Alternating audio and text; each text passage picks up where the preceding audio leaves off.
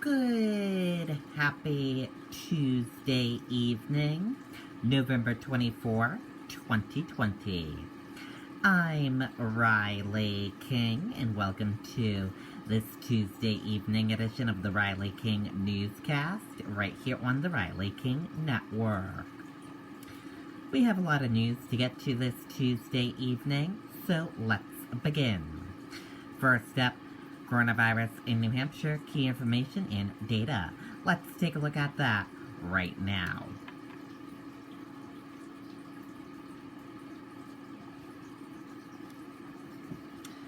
And here is a look at that information for all of you right now.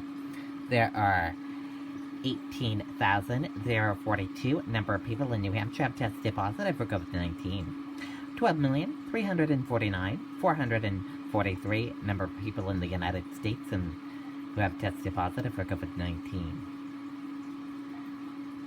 512 number of deaths from COVID-19 in New Hampshire. 831 number of people who have been hospitalized with COVID-19 in New Hampshire. And 274 number of deaths from COVID-19 in the United States. And now let's take a look at this map of New Hampshire where current cases of COVID-19 are. Manchester, 743. Let's take a look at this map of New Hampshire where total cases of COVID-19 are. Manchester, 3378. And now let's take a look at these three charts here. Let's start with the first chart here. New cases each day in New Hampshire. In the purple, daily new positive COVID-19 cases. Orange, new hospitalization. And red, deaths. Let's take a look at this chart here. Current cases. In the purple, total current COVID-19 cases. And orange, current hospitalization. Let's take a look at this chart here. Total cases. In the purple, total positive COVID-19 cases. Orange, total hospitalization. Red, deaths. And blue, recovered. And let's take a look at this chart here. PCR test rate and daily PCR test. Let's take a look at this chart here. Age group of cases, female and male of cases, and risk information. Let's take a look at this chart here. Infections, hospitalizations, and deaths. Let's take a look at this chart here. Deaths, percent of New Hampshire population, race/ethnicity of cases, and hospitalizations. And a reminder, your common symptoms: fever, lack of smell, cough, chills, difficult breathing, nausea, vomiting, and diarrhea. How it spreads, and prevention tips. And be sure to stay with the Riley King Network for the latest of your COVID-19 information. Manchester Homeless Organization moves annual fundraiser online. Families in Transition New Horizons says it's facing serious challenges during pandemic. Let's take a listen to that video from WMUR News 9, Ray Brewer.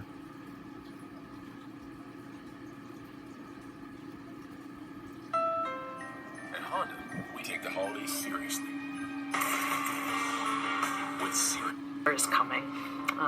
We are dealing with the complexity of a homelessness crisis, the complexity of a mental health crisis. And in the midst of a pandemic, Families in Transition New Horizons' core mission is helping those dealing with food insecurity and homelessness. For the nonprofit, this has been a year of change. We moved a shelter, we moved people, we had to talk to people about what was changing, what was staying the same, helping people feel secure. People like Deirdre, who moved into one of the nonprofit's apartments last December. You have a stable place to live, and you're not worried about where your kids are going to rest their head, or have food in the fridge, or even a fridge to keep your food in. As recent events have shown, the homeless population in Manchester is on the rise. Staff members say there are a lot of misconceptions about the homeless, such as most of them choose to be homeless. It can often be, some traumatic event. It could be domestic violence. It could be a loss of employment. It could be a health issue. But doing that takes money. So for the first time, the organization held their fundraising Thanksgiving breakfast virtually in hopes of being better able to meet the challenges ahead. We team up with the fire department and Manchester Mental Health, and we send our teams out into the encampments to really meet the individuals where they're at. It's going to take a long time for us to make the changes that we need. in the community. So this is a marathon. We can't do everything today. We have to think about the future. We have to think about where we're going in the future. Ray Brewer, WMUR News 9. Okay, and there you go on that video and that report. Manchester considers housing homeless people at JFK Memorial Coliseum. The Manchester Board of Aldermen is holding an emergency meeting tonight to discuss using the JFK Memorial Coliseum as a temporary emergency homeless shelter. Since the pandemic started, there has been an influx in the number of people living unsheltered, and the city's 2 shelters are full most nights, officials say. The Coliseum would help house homeless people during the winter months. The meeting begins at 5 p.m. and currently happening right now. Give the gift of life during Spirit of Giving blood drive. WMUR is hoping Granite Staters can give blood this holiday season during the Spirit of Giving blood drive throughout the month of December. This month-long push is being sponsored by WMUR along with the American Red Cross. It is highly recommended donors make an appointment. An appointment can be made in multiple ways.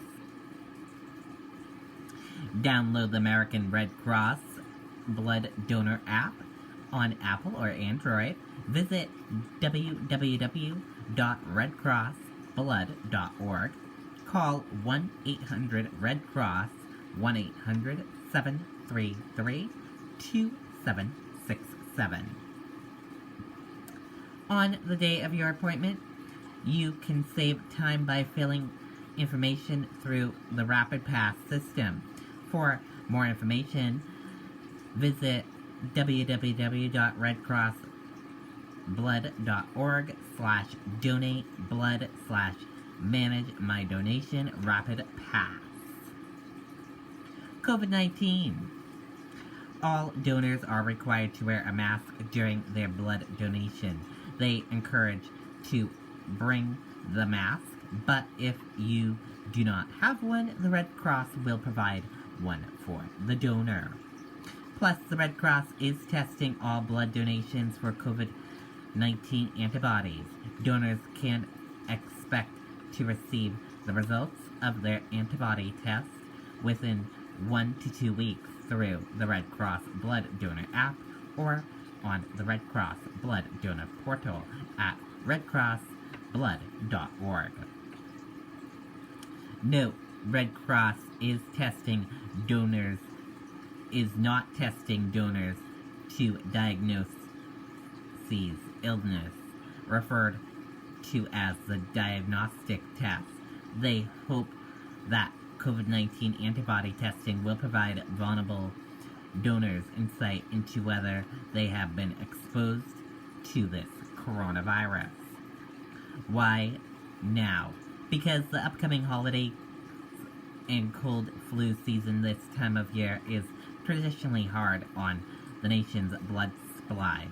Add in the ongoing coronavirus pandemic, the Red Cross needs healthy blood donors to step up even more right now to ensure blood is available for patients when needed.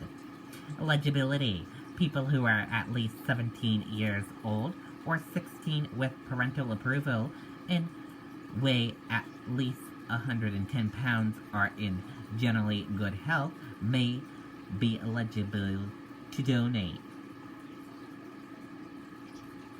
Food. Ahead of their scheduled donations, donors are strongly encouraged to be well rested, drink extra liquids, and eat iron-rich foods such as red meat, fish, beans, poultry, spinach, iron fortified cereals, and or raisins. The need. Every 2 seconds, someone in the U.S. needs blood. On an average, the Red Cross must collect about 13,000 pints of blood every day to meet the needs of patients at approximately 2,600 hospitals nationwide. In New Hampshire, Vermont, and Maine, approximately 400 donations are needed each day from area blood donors.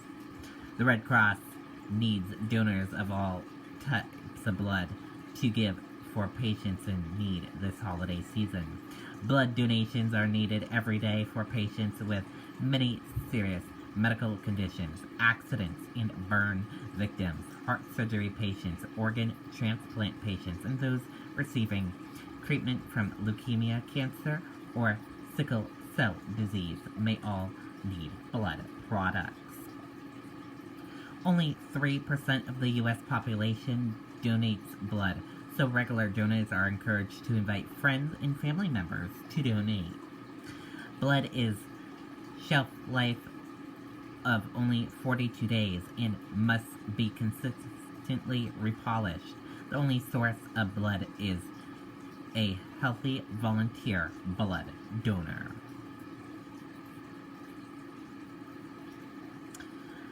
Although some New Hampshire Christmas tree farms have lost hundreds of young trees to extreme drought conditions, there will be plenty of healthy trees to pick from when sales begin this week.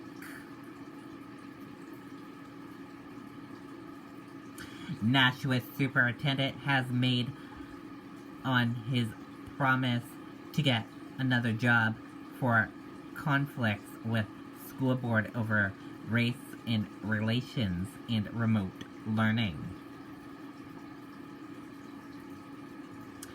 At least 100 people protested New Hampshire Republican Governor Chris Sununu's mask mandate, chanting, "Breathe free or die," and "We will not comply," outside his home in Newfields, New Hampshire.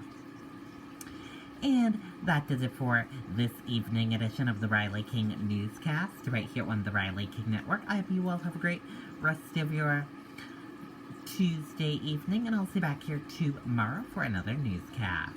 Good night and goodbye, everyone.